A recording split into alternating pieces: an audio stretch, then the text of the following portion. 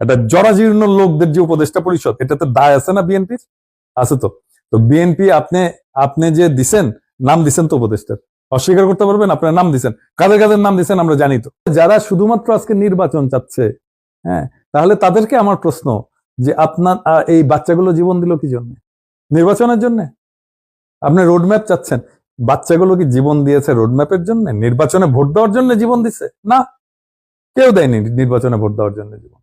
তার একটা ব্যবস্থার পরিবর্তন চাইছে, সেই ব্যবস্থা পরিবর্তনটা হোক, হওয়ার মতো বৈষয়িক অবস্থা সৃষ্টি হোক। যদি ডিসেম্বরের মধ্যে এটা হয়ে যায় ভালো, ওয়েল অ্যান্ড গুড, কিন্তু ডিসেম্বরের মধ্যে হওয়ার কোনো বাস্তব পরিস্থিতি নাই। নাই কেন? সেটা তো বললাম যে এই উপদেষ্টা পরিষদ তো ঠিক মতো কাজ করতেছে না, তাদের তো তারা কম্পিটেন্ট না, তারা কিছু ডেলিভার করতে পারতেছে না। তা আপনারা কেন এরকম উপদেষ্টা পরিষদ মেনে নিলেন? তাইলে বলেন উপদেষ্টা পরিষদ ঠিক করেন, করে কম্পিটেন্ট লোক নেন, কম্পিটেন্ট লোক নিয়ে তাড়াতাড়ি করেন সংস্কার, তারপরে আপনি নির্বাচনের কথা বলেন।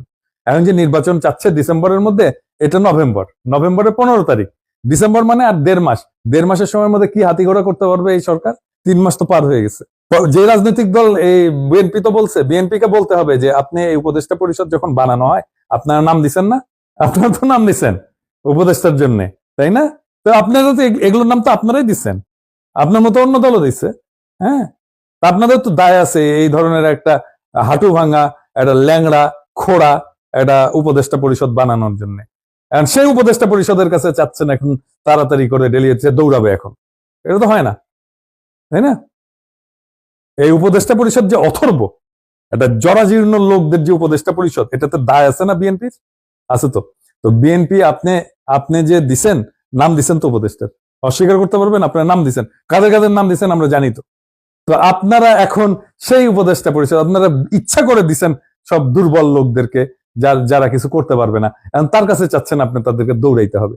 সম্ভব না, চাইলে তো হবে না। উপদেষ্টা পরিষদ ঠিক করেন, বলেন প্রফেসর ইউনূসকে যে আপনি উপদেষ্টা পরিষদ ঠিক করেন, কম্পিটেন্ট লোকদেরকে নেন, পুরো ওভারহল করেন, তারপরে এই বিপ্লবের অংশীদারদের কাছ থেকে আবার রিকমেন্ডেশন নেন, নিয়ে আপনি উপদেষ্টা তৈরি। উপদেষ্টা এখন তো সবকিছু আমাদের হাতে, তাই না? 50টা নাম দিক না, 50টা নাম দিয়ে জরিপ করুক। 50টা কেন, 100টা নাম দিক, নাম দিয়ে অনলাইনে জরিপ করুক, ফেসবুকে জরিপ করুক, এই ইয়ের প্রফেসর ইউনূসের প্রোফাইল থেকে জরিপ করুক, পত্রিকাগুলো জরিপ করুক, টেলিভিশন জরিপ করুক, ইউটিউব চ্যানেলগুলো জরিপ করুক, করে তারপরে দেখেন এই 100 জনের মধ্যে জনগণ কাদেরকে মনে করে যে কম্পিটেন্ট, কোন দপ্তরের জন্য কে কম্পিটেন্ট, তারপরে তাদেরকে বানান। প্রফেসর ইউনূস নিজেকেও দিক, যে প্রধান উপদেষ্টা হিসেবে আমাকে চান কি চান না, দিক, একটা জরিপ করুক না, করে তারপরে সবচেয়ে কম্পিটেন্ট লোক জনগণ যাদেরকে চাচ্ছে তাদেরকে দিয়ে একটা উপদেষ্টা পরিষদ গঠন করে তার কাছে দাবি করেন। তার আগে এরকম ল্যাংড়া খোড়া উপদেষ্টা যতদিন চালাবে, 1 বছর 2 বছর 3 বছর যতদিন লাগে ততদিন করতে তো হবে।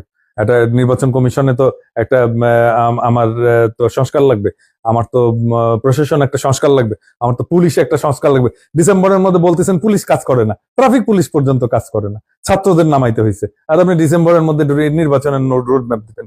চাইলাম আর হয়ে গেল এত